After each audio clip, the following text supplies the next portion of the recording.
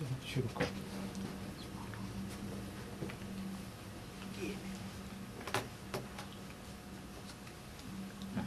fell down.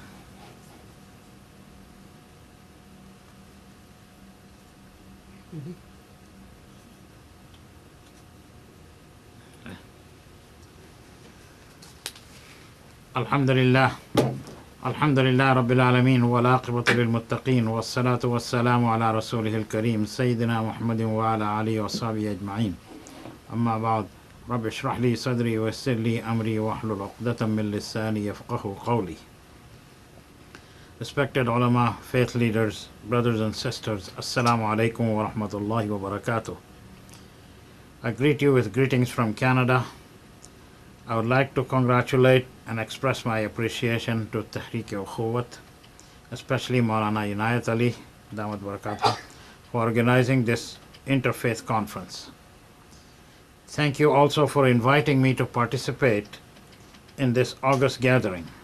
However, I would like to apologize for not being able to be here in person and to deliver my message, so I'm sending this message through using the technology of video cam and a written paper. This will give you a small glimpse of interfaith activities in Canada. Inshallah, I hope to be here in future gatherings. Muslim population in Canada is now close to 1 million. The community is only about 50 years old, as most of them started immigrating here ever since Canada opened its immigration policy in 1963. People, including Muslims, have come to Canada from just about every part of the world. Canada is very much multi-faith and multicultural country in the world. Just to give you some idea, here are some figures. Toronto is home to 3 million people, making it the 5th largest city in North America. Toronto residents come from almost 200 countries of origin, representing 48 ethno-cultural groups. More than 180 languages are spoken in Toronto, and more than 50% of the city's population was born outside Canada. About 50% of the city's population is people of color, and this population, the largest group, are East and South Asians, African, Black, and Caribbean origin. The Aboriginal population is experiencing the fastest growth in Canada, with the highest proportion of young people in Toronto. Now, speaking of the religious diversity in Toronto, Mass is said in about 40 languages. Over 200,000 Muslims observe Ramadan. 100,000 Sikhs march in the annual Khalsa Day celebration. Over 150,000 Hindus live in the city. The city is home to half the country's Jewish people. Although the majority of ethno-racial population is found in Toronto, even greater number is found in the suburbs of Toronto and the rest of Ontario. In such a community, the task of interfaith activities becomes very challenging. However, I am pleased to report that the Canadian society is very open-minded and accepts different cultures and faiths. But it wasn't until 9/11 tragedy in New York the need for building relations with other faith communities was realized. Dominant religion, Christianity of various denominations, took the lead in reaching out to other faith communities. To make my message short, I would like to give you a glimpse of some of interfaith activities. Most of it is done through Canadian Council of Imams, founded in 1990, and I have served as its coordinator until 2007. In the late 90s, Canadian Jewish Congress became the leading organization for Jewish community on all matters. And at our first formal meeting at the Bosnian Islamic Center in North Queen, Toronto, we agreed that our two faiths are closest to each other in faith and practice. And as Canadians and religious minorities, we need to work closely on matters affecting our faith and morals. Since then, we have fostered a healthy relationship which is growing stronger all the time. Some of the works we have done together are made a joint representation to the Parliamentary Committee to Stop any legislation banning the ritual slaughter of animals. Joint effort to stop the group seeking to legislate banning circumcision. Joint submission to the government that produce allocation of funding to protect places of worship from vandalism and terrorist acts. Support each other in time of tragedy and crisis, especially when places of worship are vandalized, and last but not least, working with number of interfaith groups on faith matters. In 2002, Muslim community worked with Catholic diocese to plan and organize the World Youth Day. I was one of several Muslims served as member of the planning committee. Muslims opened their places of worship, schools, to house many delegates from around the world. We made history in the event by having a Catholic Muslim youth dialogue where 150 Muslim youths and equal number of Catholic youths participated. I was one of the speakers in that gathering. The Council has been part of numerous multi-faith prayers that take place in time of tragedy and disasters, and have issued press releases for condemnation of violence and support for the victims.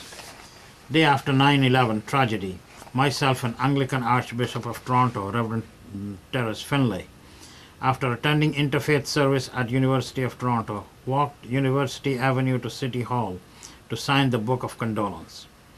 Our council has representatives sitting on a number of interfaith groups and government bodies. Some of these are Ontario Multi-Faith Council, a provincial government-funded agency responsible for spiritual and religious care in correctional facilities, senior homes, and hospitals. There are 29 faiths represented on the board of this council.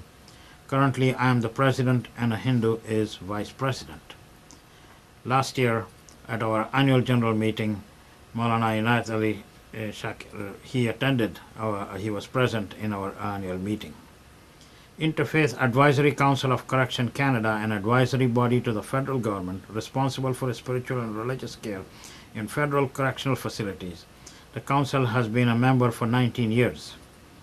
Campus Chaplain Association of University of Toronto, a body of chaplains from 23 faith communities providing spiritual and religious care to students and staff of university. I am a campus chaplain for the past 13 years. In addition, the council is a member of Advisory Committee of Toronto Police Chief and Muslim Consultative Committee of Toronto Police Service for the past 22 years. I am also a police chaplain in uniform with York Regional Police just outside Toronto. Member of Multi-Faith Advisory Committee of Toronto Councils of Scouts Canada that produce spiritual badge acceptable to all faiths. Member of Multi-Faith Advisory Committee of Habitat for Humanity, an Anglican organization that helps needy and low-income people of all faiths to acquire their own house without interest. Founding member of Multi-Faith Alliance to End Homelessness, an advocacy group of 22 faiths to lobby all levels of government for poverty reduction and affordable housing for poor in Toronto. Member of Interfaith Social Assistance Reform Coalition, a group of over 25 faiths lobbying for poverty reduction in the province of Ontario. Founding member of Toronto Area Interfaith Coalition, a multi-faith group to advise Municipal Council on faith matters. The G8 Religious Leaders Summit. Religious leaders from G8 countries meet before the G8 Leaders Summit to lobby for poverty reduction, environment, and living with ethnic diversity. And this year's G8 Leaders Summit will be in Canada, in Winnipeg, in June, where Maulana Shakir will be one of the guests attending, inshallah. The Council has helped write the document of United Church, Knowing the Other Faith, Lita'arafu. United Church invited Council as a full delegate to vote in their General Council's convention. Interfaith relations also challenges the faith communities. If we want to deepen the dialogue, then we must remain true to our faith principles, not to be surmounted by political correctness. As faith leaders, we must speak out and take appropriate positions on atrocities and injustices committed in the name of religion and political agenda. Our silence has allowed such inhuman acts to perpetuate and is a sign of failure in the eyes of God. In conclusion, once again, I would like to thank you all for coming together for a very noble cause, and I sincerely hope that my message challenges you to renew your commitments for promotion of human values and dignity in a world that is so brutally torn apart along tribal, ethnic, nationalist, and religious lines. We have to overcome these differences and work towards promoting peace and harmony in the world on the same premises used by Anbiya alayhi salatu wasalam, the messengers of God, who came to unite humanity and not divide them. Thank you. أقول قولي هذا واستغفر الله ولسائر المسلمين واستغفروا إنه هو الغفور الرحيم.